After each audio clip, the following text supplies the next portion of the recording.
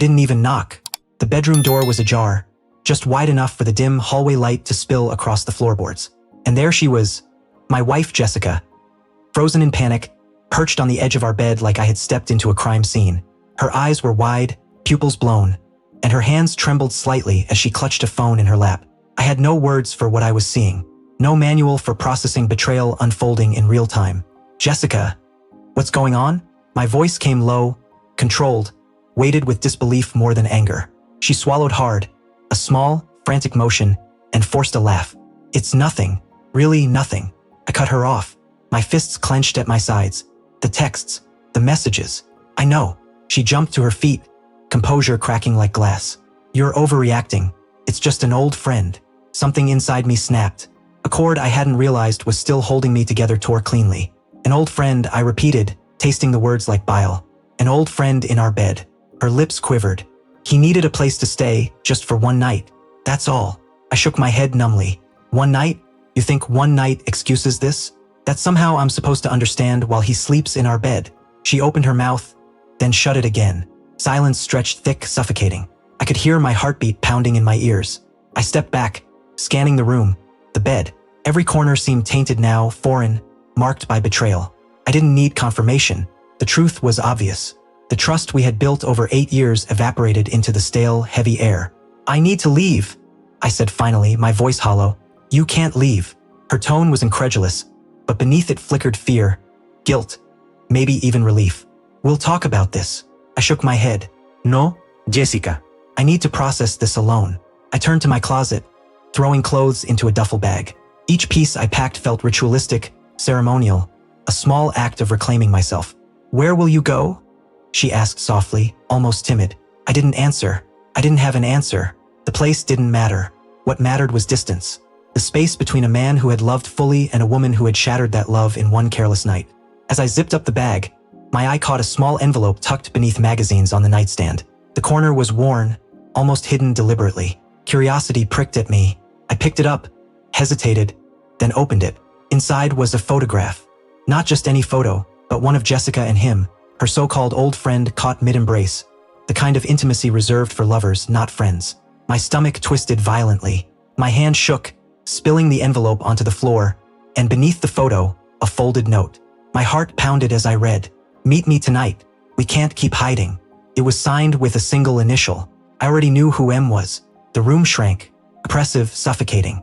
My world, the life we had built together in our little house on Maple Street, felt like sand beneath the tide, washed away in one sweep. Jessica stepped closer, pale, eyes glistening. I can explain. Explain what? I asked, voice trembling with rage and grief. That you lied for months? That every time you said you were with friends, it wasn't true? That the man you claimed was just a friend?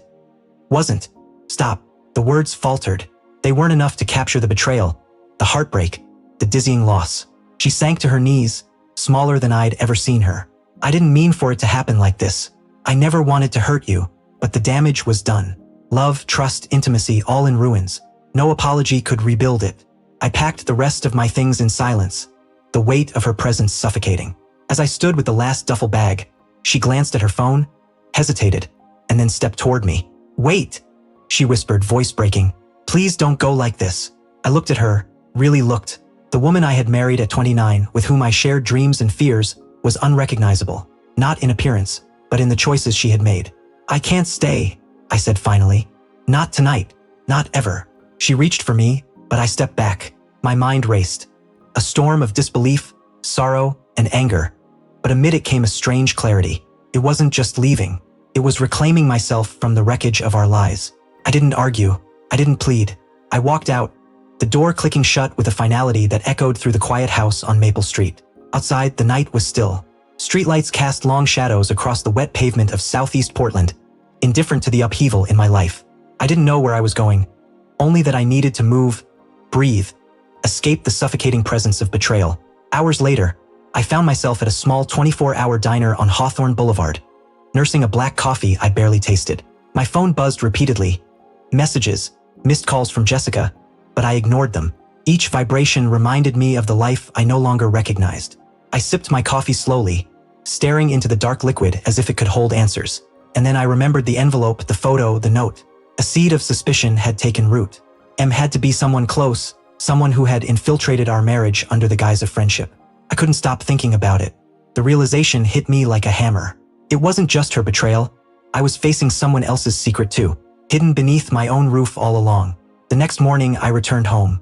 Jessica was pacing like a caged animal. Her eyes widened at my presence, a mix of hope and fear. I want to explain, she began. Save it, I said coldly, holding up the photograph. Do you understand the magnitude of what you've done? Her lips quivered. I was lonely.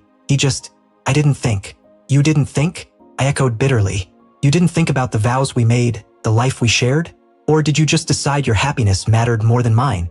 She fell silent, tears streaming. I shook my head. There's nothing left to say. I can't stay here. I can't live in a house built on lies. As I moved toward the door, a small key caught my eye on the kitchen counter, labeled simply, locker. Curiosity flared. I went down to the basement storage room and unlocked a dusty locker I'd never noticed. Inside were more letters, photos, and evidence, proof of months of secret meetings, clandestine phone calls, whispered promises. Someone else's secret, yes, but now painfully mine. The weight crushed me, yet clarified everything.